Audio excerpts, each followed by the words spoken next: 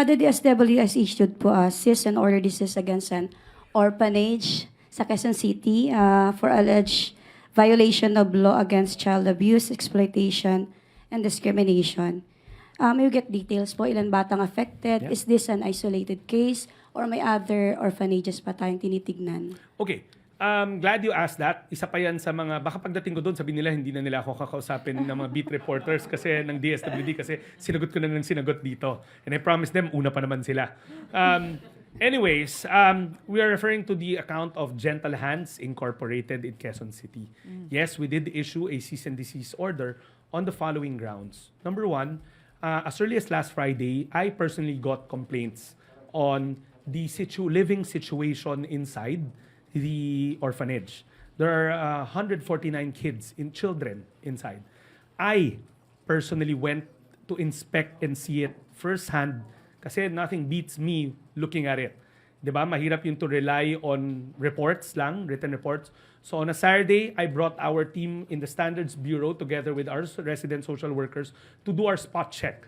Remember mandate ng DSWD na since we're regulating these social welfare development agencies, whether they're care facilities, responsibilidad rin namin to always monitor them.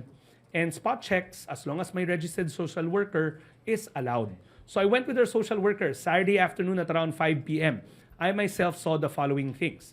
One, the upkeep was not your most ideal. Nakakalat yung basura. Two, ventilation was an issue. Kasi ang nangyari dito, they overcapacitated the orphanage. It's a privately run orphanage. 80 lang ang rating niya, but they were running at 149 or 150 plus. 149 actually to be exact. So there, right there and there, maling-mali na yun eh. And the worst part of it all is we saw the fire exits and they were sealed or may mga grills.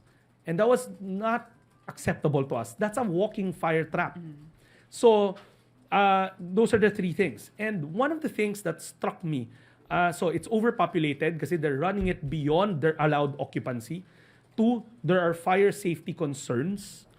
Three, the hygiene or the living standards are not to the standards of the department.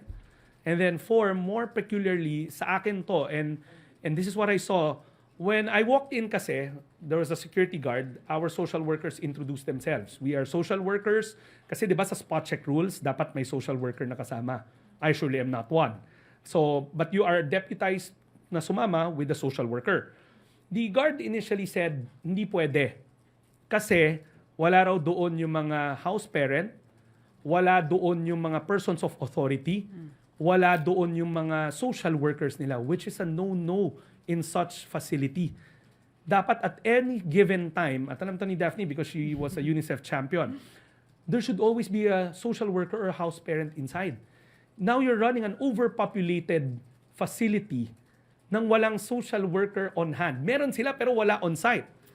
At the same time, yung house parent, wala rin doon. And all they had were, if I'm not mistaken, kaya ayaw ko papasukin, they only had 5 kasambahays who could barely answer. But you were running 149. So, it's a recipe for disaster. What if an accident happens and the fire exits are sealed? Diba? Right there and there, mali na nga kasi the ratio of adult supervision or professional supervision to the population, lagpas-lagpas na eh.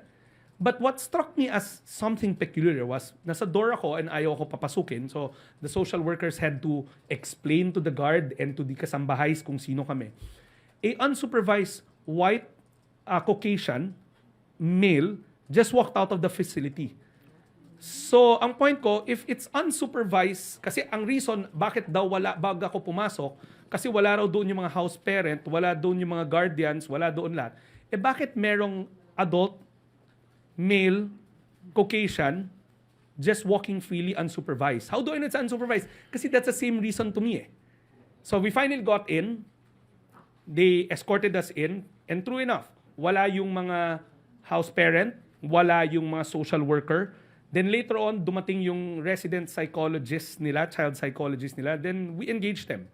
Ask questions, so and so forth. But sa akin, more than anything, the cease and desist order is anchored on our parent of the nation doctrine.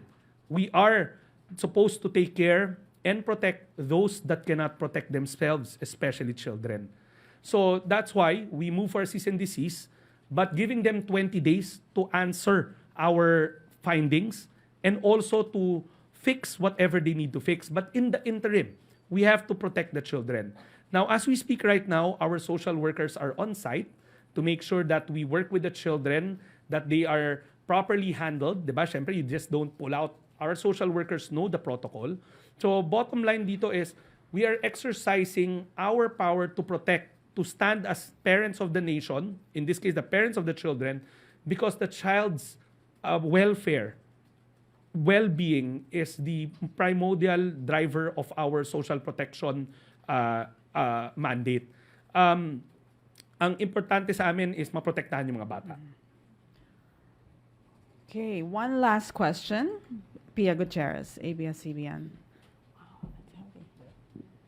So sir, pag hindi po naayos itong mga issues na to, anong plano natin dun sa mga bata? Well, there are protocols in the department. The kids will now be moved to our care facilities. Even in the 20 days, you cannot keep them there. Because nga may mga imminent danger findings na kami. Kasi tinatanong daw sa amin, ba't ang bilis? Precisely, dapat mabilis. Because there's imminent danger. And we have to make sure that children are protected. Hindi na kami mag-aantay na may masaktan pa bago kami gagalaw. These are regular programs that we did. When I took the helm of the department, we had to evaluate every single program, not just our social protection program. We had to evaluate our development programs. We had to evaluate everything. Siyempre, bago ko eh. So I want to take stock of what we have. And it so happened that this is one of those na nakita namin na issues that we have to address. So mas magandang tanong is, ano mangyayari dun sa institution if they don't get to correct the issues? Then we have to go through the accreditation and the licensing issues. But for now, the main goal is to protect the children.